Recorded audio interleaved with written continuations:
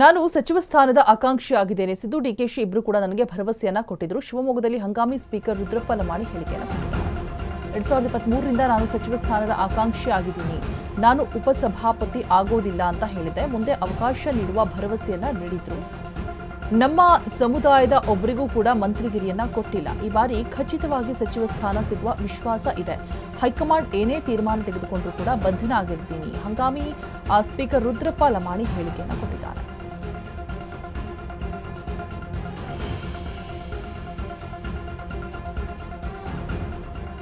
ನಾನು ಸಚಿವ ಸ್ಥಾನದ ಆಕಾಂಕ್ಷಿ ಆಗಿದ್ದೀನಿ. ಸಿದ್ದು ಡಿಕೆಶಿ ಇಬ್ಬರು ಕೂಡ ನನಗೆ ಭರವಸೆಯನ್ನ ಕೊಟ್ಟಿದ್ರು. ಶಿವಮೊಗ್ಗದಲ್ಲಿ ಹಂಗಾಮಿ ಸ್ಪೀಕರ್ ರುದ್ರಪ್ಪ ಲಮಾಣಿ ಕೂಡ ಹೇಳಿಕೆಯನ್ನು ಕೊಟ್ಟಿದ್ದಾರೆ. 2023ರಿಂದ ನಾನು ಸಚಿವ ಸ್ಥಾನದ ಆಕಾಂಕ್ಷಿ ಆಗಿದ್ದೀನಿ ಕೂಡ. ನಾನು ಉಪಸಭಾಪತಿ ಆಗೋದಿಲ್ಲ ಅಂತ ಹೇಳಿದ್ದೆ. ಮುಂದೆ ಅವಕಾಶ ನೀಡುವ ಭರವಸೆ ನೀಡಿದ್ರು. ನಮ್ಮ ಸಮುದಾಯದ ಒಬ್ಬರಿಗೂ ಮಂತ್ರಿಗಿರಿ ಕೊಟ್ಟಿಲ್ಲ. ಈ ಬಾರಿ ಖಚಿತವಾಗಿ ಸಚಿವ ಸ್ಥಾನ ಸಿಗುವ ವಿಶ್ವಾಸ ಇದೆ. ಹೈಕಮಾಂಡ್ ಏನೇ ತೀರ್ಮಾನ ತೆಗೆದುಕೊಂಡರೂ ಕೂಡ ಬದ್ಧ ಅಂತ ಹೇಳ್ತಾ ಇದ್ದಾರೆ. ಹಂಗಾಮಿ ಸ್ಪೀಕರ್ ರುದ್ರಪ್ಪ ಲಮಾಣಿ ಕೊಟ್ಟಿರುವಂತಹ ಹೇಳಿಕೆ.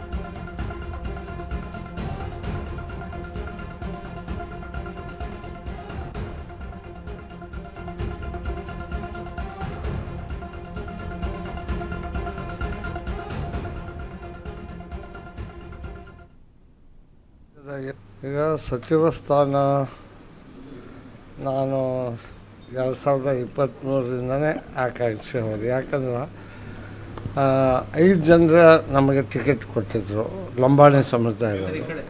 ಇದು 4 ಜನ ಸೋತ್ಬಿಟ್ರು, ಗೆದ್ದಿದ್ದು ನಾನು ಒಬ್ಬನೇ. ಹಾಗಾಗಿ ನಮ್ಮ ಸಮುದಾಯಕ್ಕೆ ಕ್ಯಾಬಿನೆಟ್ ಪ್ರಾರಂಭ ಆದಾಗಿನಿಂದ ಇಲ್ಲಿಯವರೆಗೆ ಅದು ಸಿದ್ದರಾಮಯ್ಯ ಸರ್ಕಾರದಲ್ಲಿ ಮಾತ್ರ ನಮಗೆ ಅವಕಾಶ ಸಿಕ್ಕಿಲ್ಲ. ಆದ್ದರಿಂದ ನಮ್ಮ ಸಮುದಾಯದ ಎಲ್ಲರೂ ಕೂಡ ನಮ್ಮ ಸಮಾಜದ ಇರೋ ಒಬ್ಬ ಶಾಸಕನಿಗೆ ಅವಕಾಶ ಕೊಟ್ಟಿಲ್ಲ ಅನ್ನೋಕ್ಕೆ ಹೊರಗಿದೆ.